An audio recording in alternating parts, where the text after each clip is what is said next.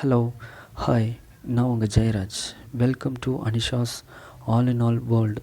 இந்த சேனலை இது வரைக்கும் நீங்கள் சப்ஸ்கிரைப் பண்ணாமல் இருந்தீங்கன்னா சப்ஸ்கிரைப் பண்ணுங்கள். மறக்காமல் பெல் பட்டனை ப்ரெஸ் பண்ணுங்கள், ஆல்னு செட் பண்ணிடுங்க.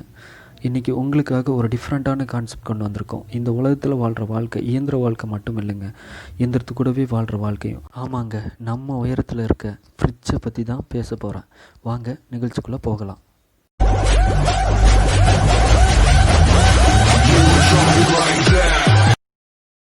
பழங்காலத்தில் பனிக்கட்டிகளை சீனர்கள் வெட்டி அதை சேமித்து பாதுகாத்து வந்தாங்க. சுமார் 500 ஆண்டுகளுக்கு முன் எகிப்தியர்களும் இந்தியர்களும் மண்பானையில் பனிக்கட்டிகளை சேமித்து அதை மின்காப்பு பொருளில் மூடி சேமித்தாங்க.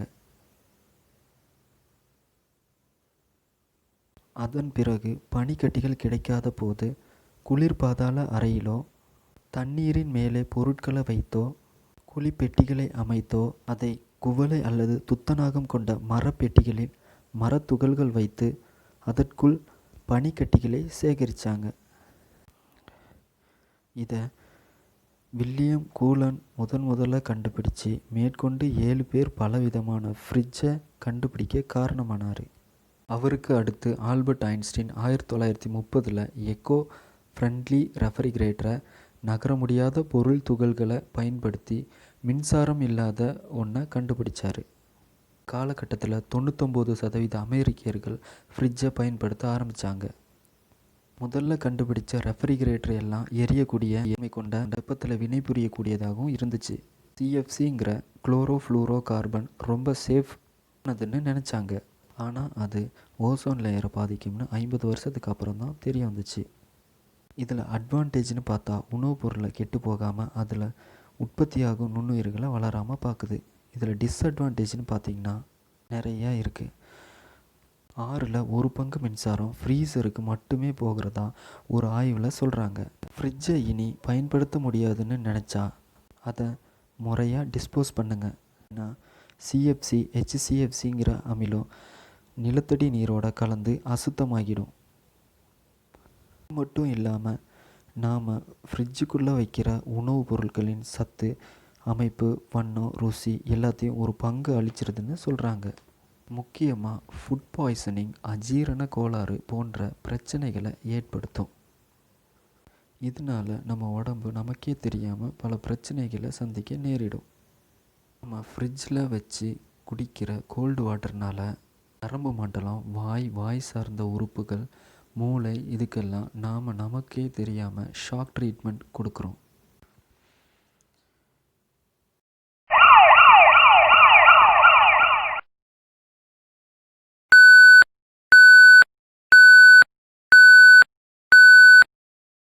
அதனால் ரொம்ப சூடாகவும் வேண்டாம், ரொம்ப கூலிங்காகவும் வேண்டாம். தண்ணீரை செம்பிலையோ பானையிலையோ கொதிக்க வைத்தும் ஆற வைத்தும் குடிக்கணும். டாக்டர் ரூபாலி தத்தாங்கிறவங்க இதை பற்றியான ஆராய்ச்சியை மேற்கொண்டு சொல்கிறது என்னன்னு பார்க்கலாம்.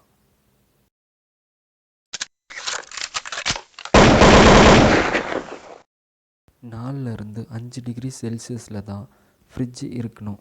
புரோட்டீன் உள்ள உணவுகளான முட்டை, பால், இறைச்சி போன்றவற்றை முதல் அடுக்கில் வைக்கணும். அதே மாதிரி அவற்றை 3 நாளுக்குள்ளே சாப்பிட்றணும். சமைத்த உணவாக இருந்தால் செஞ்ச அன்னைக்கே வைத்து இரவே சாப்பிடணும்னு சொல்கிறாங்க. இதில் ரொம்ப முக்கியம், காய், பழம் போன்றவற்றை நல்லா சுத்தமாக கழுகி உள்ளே வைக்கணும். அப்போ தான் நாம் சமைக்கிற உணவு நமக்கே விஷமாகாமல் இருக்கும்.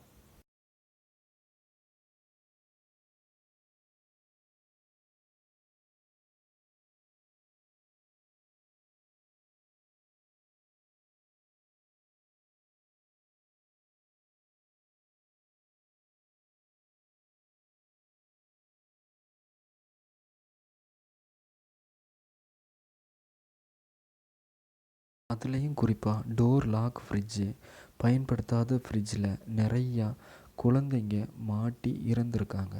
இதால் குழந்தைகளோட இறப்பு விகிதமும் கணிசமாக உயருது. இதை பற்றியான செய்தித்தாள்களை தான் இப்போ நீங்கள் பார்த்துட்ருக்கீங்க. குறிப்பாக சிறுவயது குழந்தைகளை பத்திரமாகவும் கவனமாகவும் பார்த்துக்கங்க. ஃப்ரெண்ட்ஸ், இந்த அவேர்னஸ் வீடியோ உங்களுக்கு பிடிச்சிருக்கும்னு நினைக்கிறேன். பிடிச்சிருந்தா சேனலை சப்ஸ்கிரைப் பண்ணுங்கள், பக்கத்தில் உள்ள பெல் பட்டனை ப்ரெஸ் பண்ணுங்கள், ஷேர் பண்ணுங்கள். பாய், டேக் கேர்.